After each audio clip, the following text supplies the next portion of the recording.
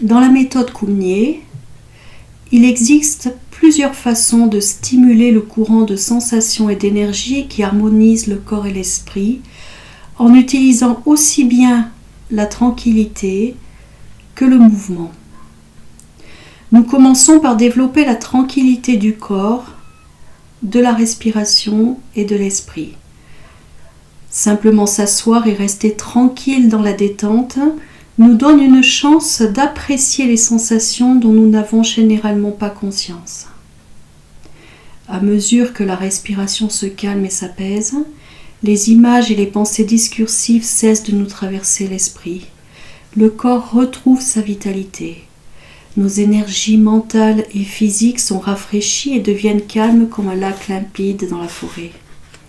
Nous découvrons une qualité de sensation commune au corps, au souffle et à l'esprit. Une qualité claire et profonde qui nous apaise et nous masse profondément de l'intérieur. Au fur et à mesure que nous nous détendons, le niveau subtil de cette sensation s'ouvre comme un objectif, laissant entrer plus de lumière et d'énergie dans l'expérience et ouvrant des perspectives le plus globales sur cette expérience. Donc nous allons aujourd'hui regarder plus précisément la première partie de ce texte. Tartang Tulku nous précise « Il existe plusieurs façons de stimuler le courant de sensations et d'énergie qui harmonise le corps et l'esprit, en utilisant aussi bien la tranquillité que le mouvement. Nous commençons par développer la tranquillité du corps, de la respiration et de l'esprit.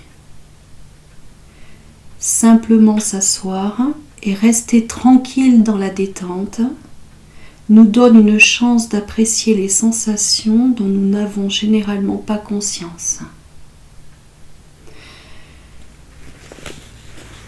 Donc là, on est vraiment sur le fondement de cette pratique. Dans cette pratique du yoga tibétain Cougnier, le mot détente, l'aspect relaxation, l'aspect relâchement doit vraiment devenir le fil conducteur de toute votre pratique.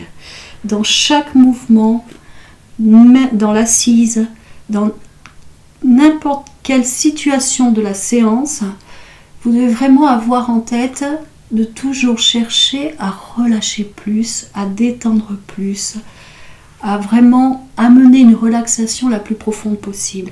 Il faut vraiment imaginer, se laisser imaginer, parce qu'en fait, nous y viendrons plus tard, mais on est construit de telle manière qu'on pense à travers une multitude d'idées préconçues, de labellisation, de concepts, etc., qui nous limitent en fait. Et donc là, on va vraiment apprendre à laisser tomber ces idées préconçues pour vraiment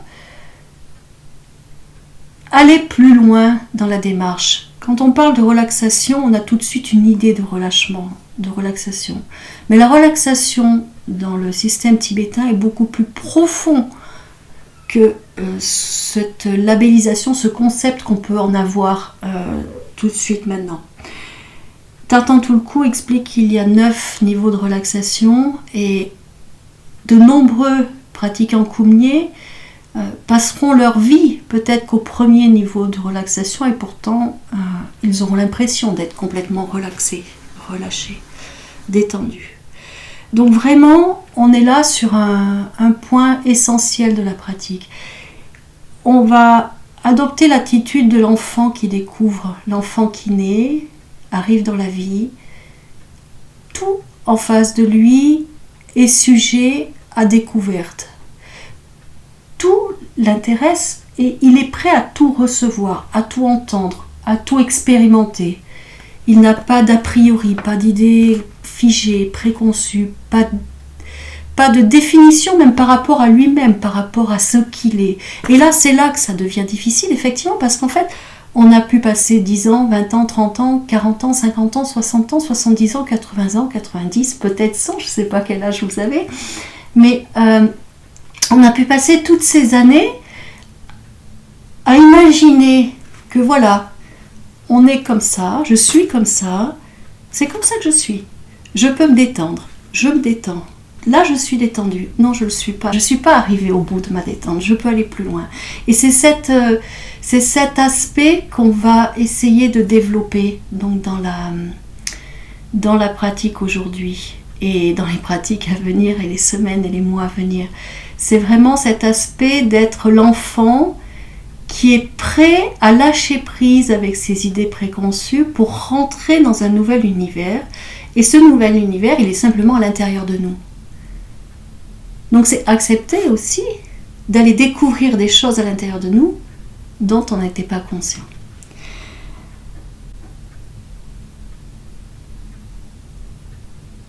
Simplement s'asseoir et rester tranquille dans la détente nous donne une chance d'apprécier les sensations dont nous n'avons généralement pas conscience. Vous verrez qu'au fil de la pratique, vos perceptions vont s'affiner, vont se développer et vous allez doucement rentrer en contact réellement avec un nouvel univers qui pourtant est le vôtre, ce corps dans lequel vous habitez depuis 10, 20, 30, 40, 50, 60, etc.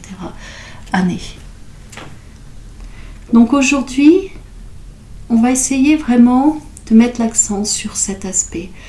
Quand on parle du silence et de l'immobilité intérieure, on ressent ce silence et cette immobilité à l'intérieur du corps. Ça peut être un ressenti d'immobilité et de silence, même quand on est en mouvement. Par exemple, si, imaginons que je sois en train de faire un mouvement comme ceci,